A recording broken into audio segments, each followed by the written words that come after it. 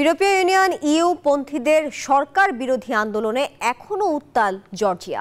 পুলিশের সাথে বিক্ষোভকারীদের ব্যাপক সংঘর্ষের রণক্ষেত্রে পরিণত হয় পার্লামেন্ট এলাকা। কয়েকদিন ধরে চলা এই বিক্ষোভের ঘটনাকে বিপ্লবের চেষ্টা বলে মন্তব্য করেছেন রাশিয়ার সাবেক প্রেসিডেন্ট দিমিত্রি মেদভেদেভ।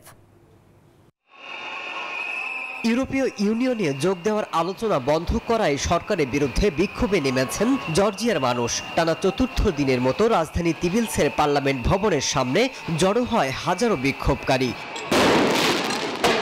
পুরো এলাকা ঘেরাও করে আতশবাজি ফুটিয়ে প্রতিবাদ জানায় তারা। এ সময় বিক্ষোভকারীদের সাথে পুলিশের দফায় দফায় সংঘর্ষ হয়।